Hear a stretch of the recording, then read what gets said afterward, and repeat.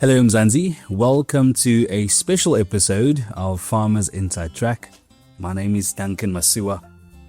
In this episode, powered by Fairtrade Africa, we discover how Fairtrade Africa empowers farmers to combat climate change threats by supporting them to not only grow food, but also grow people. Here's Sandra Ndlovu, Regional Communication Officer for Southern Africa Network, for this special episode. Welcome to Beyond the Label, the podcast that brings you closer to people, purpose, and the progress of fair trade in Africa. In this episode, we are talking about something that affects farmers, communities, and everyone around us. That is sustainability.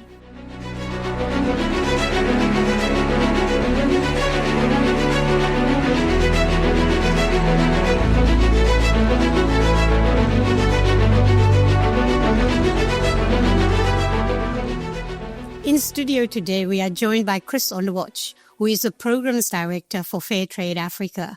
Chris, as climate change threatens crops, livelihoods, and ecosystems, how is Fairtrade supporting farmers to not only grow food, but also grow people?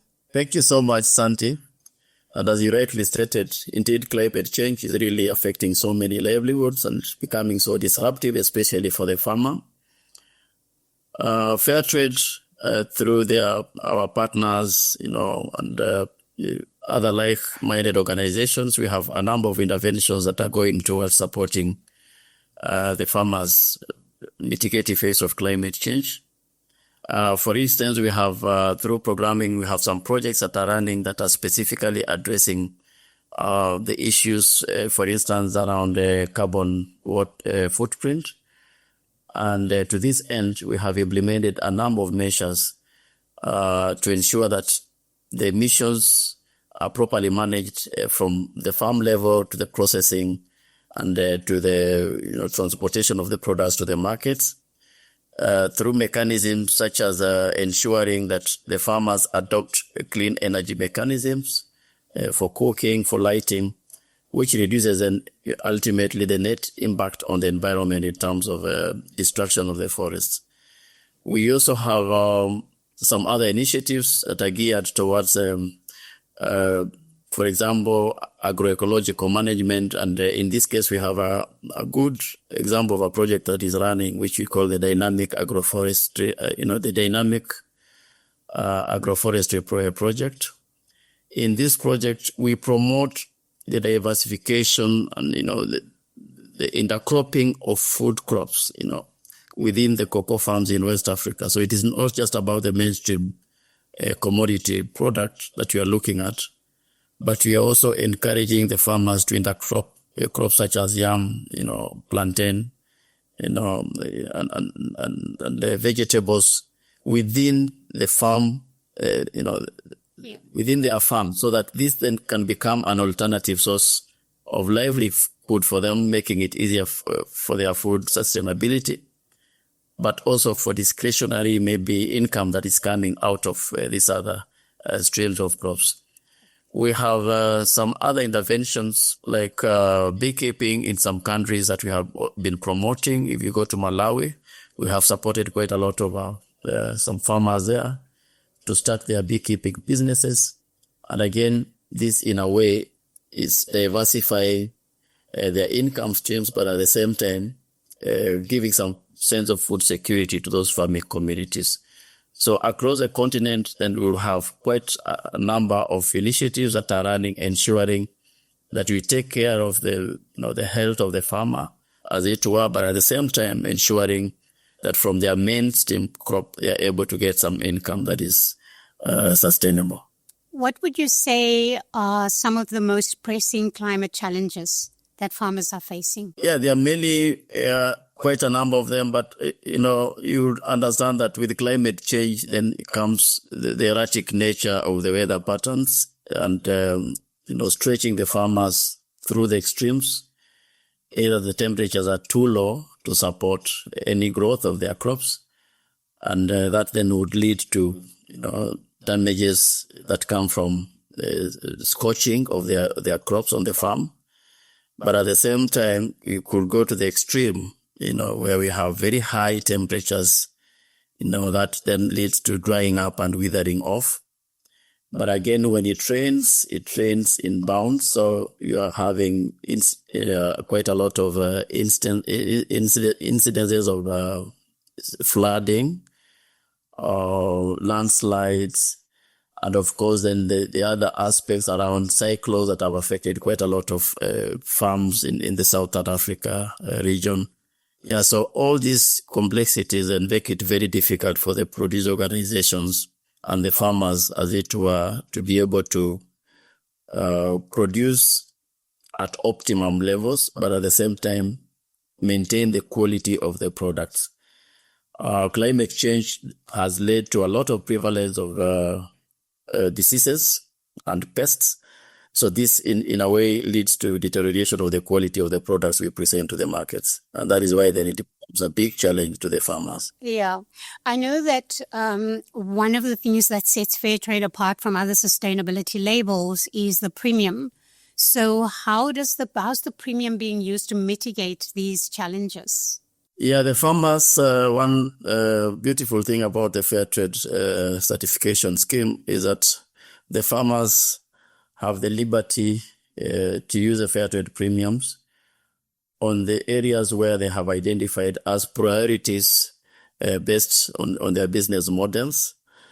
So in this case, then we have seen quite a number of farmers committing some of the Fairtrade premium towards implementing measures, for example, that lead to adaptation to climate change, adaptation to clean energy mechanisms for cooking and for lighting, but also just for rehabilitation of their farms, planting trees, putting up free nurseries so that they can supply seedlings to their members, and all these practices, recycling their wastes, like turning the coffee husks into briquettes for cooking. Yeah, so they have used the premiums to support quite a number of initiatives that end up alleviating the situation. That is, caused by climate change. Chris, just in general, do you think, there are so many challenges around climate change and how it's affecting the producers? Do you think that we are moving fast enough in general, or do you think that a lot more can be done to mitigate climate change? Personally, I would feel a lot more can be done, and it calls for a kind of a collaborative effort from all the players and the partners, including the governments, from where, the farmers are based. Climate change mitigation measures are very expensive to start with. So farmers on their own are not able to implement adequate measures to mitigate effects of climate change. We also have now an expansive scope of regulatory frameworks with the EU requirements, like the EUDR requirement, talking about the EU non-deforested products, that are allowed into the EU markets. Yeah, we have the EU organic requirements and all these other, global pressures that are coming through for the farmers. So this will require that at the policy level, then the governments have very supportive policy frameworks and are able to advance some subsidies that make it easier for the farmers to mitigate effects of climate change. Yeah, but generally, calling upon a collective effort from all the partners and players will be very helpful in supporting the farmers to mitigate effects of climate change. Yeah. So I think maybe my final question would be, what would be your heart call, if there was such, for both producers, consumers, social services, or all of those to come together, to work together towards mitigating climate change? Yeah, my rallying call would be that across the value chains, we each contribute a part.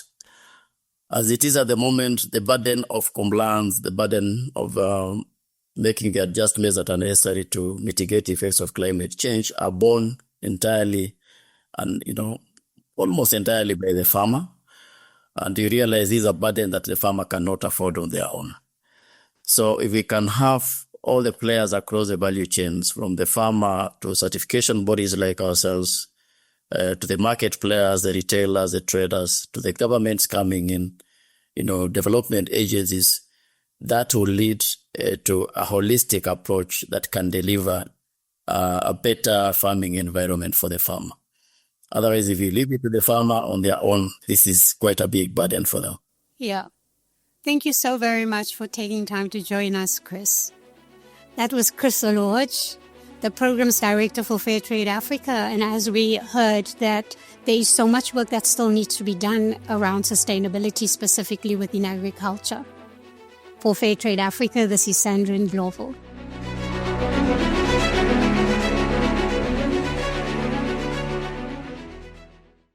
That was Sandra Ndlovu, Regional Communication Officer for Southern Africa Network, Fairtrade Africa.